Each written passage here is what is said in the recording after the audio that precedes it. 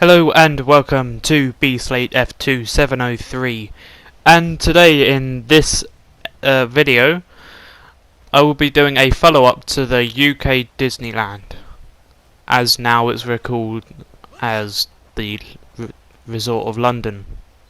So, the UK Disneyland, the checkered history of the London Resort's £5 billion theme park project in Swanscombe. A quiet stretch of Kent marshland on the edge of the Thames may seem a world away from a multi-billion dollar or pound entertainment resort, but if all goes to plan, that's exactly what's going to be in that area. It is a multi-billion pound entertainment resort.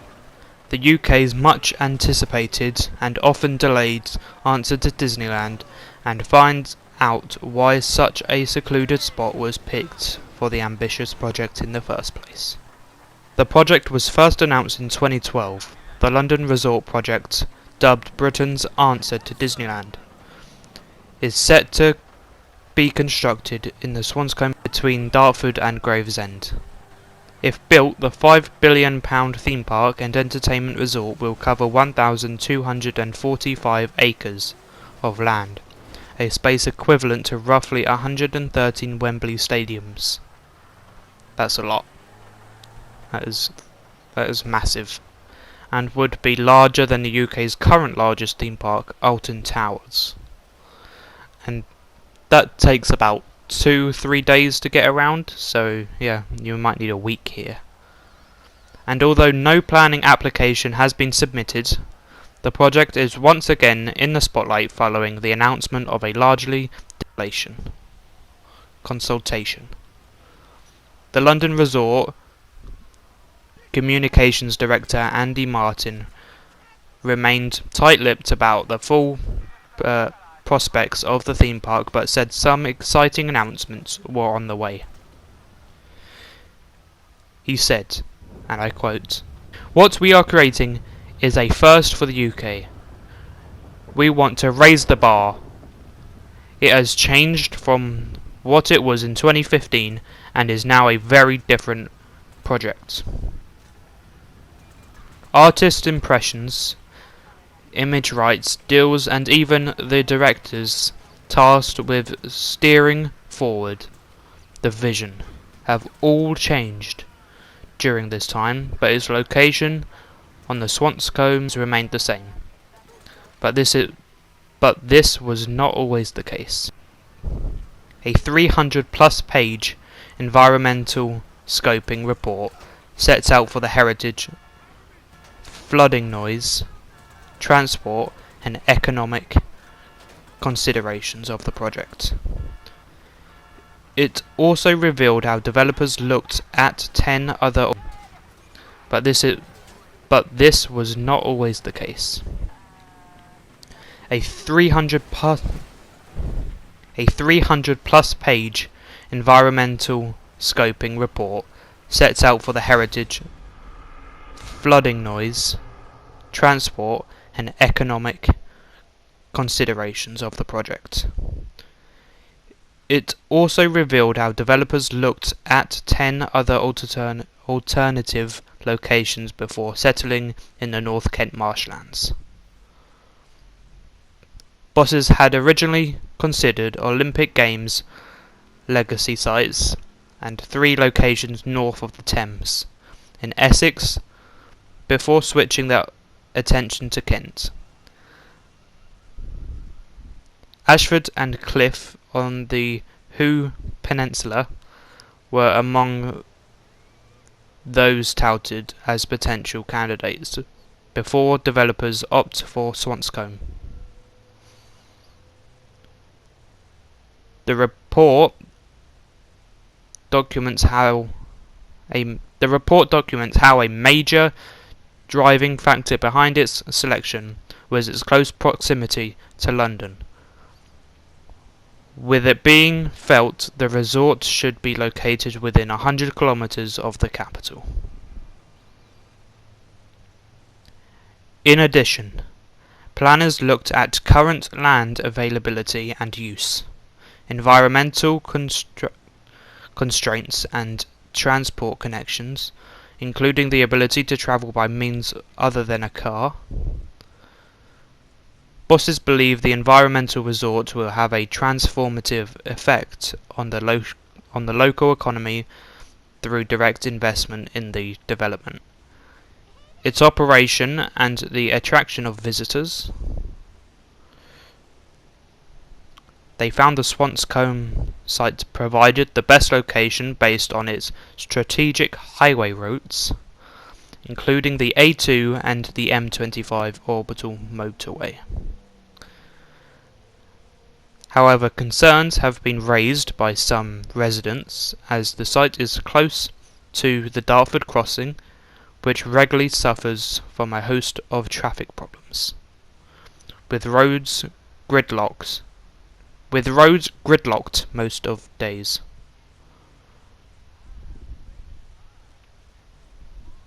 The £6.6 billion Lower Thames crossing has been proposed nearby in Gravesend, which those in favour say will ease some of the congestion near the bridge, but not everyone is convinced. What we are creating in the first place for the UK, we want to raise the bar. That is a quote. Not sure who by, just a quote. In fact, when considering Swanscombe, this was identified as a potential stumbling block. London resort bosses say they will propose a number of substantial improvements to address this as part of the consolidation stage. Infrastructure upgrades will include a detected transport link, Ebbsfleet International Station, and resort and a passenger ferry terminal beyond. A new direct road connection from the A2 will also be forged, with a coach station and passenger ferry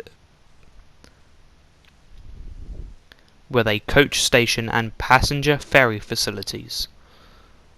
This will link up passengers arriving by boat along the River Thames from central London and an area import of Tilbury in Essex. Tourism in Britain is estimated to be worth £127 billion a year to the economy, and until lockdown, spending by overseas visitors was predicted to reach a record £26.6 billion in 2020.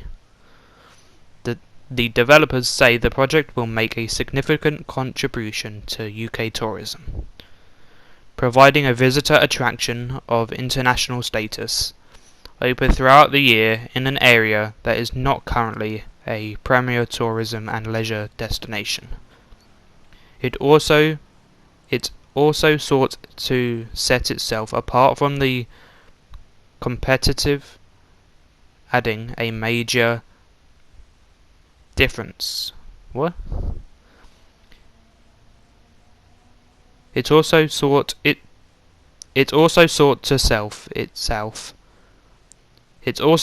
set itself apart from the competition, adding a major difference between itself and existing UK theme parks such as Thorpe Park, Legoland and Chessington World of Adventures, is that they cater primarily for day trippers. In its latest report, developers say they will accommodate overnight stays and have already struck a deal with Radisson Hotels to build a luxury 430-room hotel within the resort. They also intend to build 4 hotels in addition to the theme parks, totaling approximately 3,550 rooms.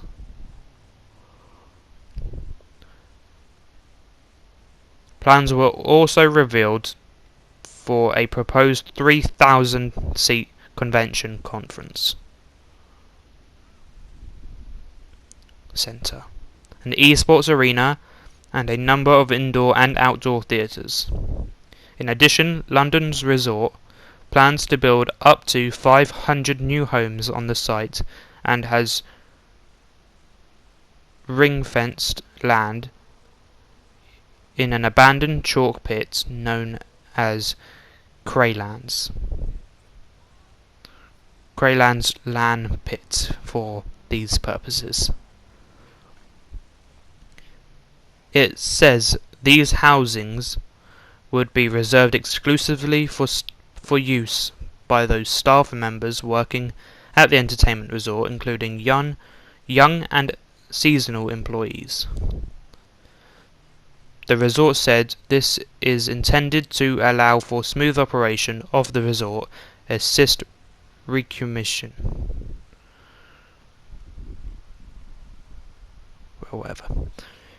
reduce the need to commute and reduce pressure on local housing rental markets. It has already been somewhat of a roller coaster ride for the project, which was the first business of commercial project. To the earmarked as a nationality significant infrastructure project, the NSIP, such major projects hold special status which allows them to bypass local planning requirements, but they must obtain a development consent order, DCO, from the government to commence work. Since then, the developer has undertaken considerable site and environmental survey work for the 4 rounds of public consultation and have taken place, including a round of statutory consultation in 2015. Despite this, a brick is yet to be laid on the site, and submission for plans of approval have been repeatedly delayed. In March, the planning application was pushed back from its original spring date until at least October. Meanwhile, more than 1,000 businesses based on the Swanscombe Peninsula estates say they are operating with a blight over them ahead of any option to purchase the land they are on. London resort bosses reserve the ability to issue a compulsory purchase order, but have repeatedly said this will only be used as the last resort. Repeat delays to the application led Dartford MP Gareth Johnson to say theme park bosses were now drinking in the last chance saloon, aimed fears the project is now endangering jobs. Mr. Martin has considerably maintained things are still on course, adding delays were not uncommon for a complex project for this size. He said theme park bosses were holding Zoom calls with all concerned parties and fine-tuning their master plans. This included working with the relevant community group to help share information about the project and containing advisors of the affected local businesses, setting out terms for the acquisition of land including an additional premium. In another twist, the resort's chief executive, P.Y. Gerbeau, announced he had been handling the project from his bedside after contracting the coronavirus, or COVID-19. The French entrepreneur, credited with saving the planned Millennium Drone project, now the O2 in Greenwich, has since recovered and as bosses reaffirmed their pledge to deliver the project in April. Well, that obviously never happened, does it? Because it's now past April and, well, nothing has ever happened. The team have been working incredibly hard during these awful times. I joined just under a year ago, and we are always being asked to hurry up. Well, I am happy to tell you we have made strong progress, and these results are hugely important.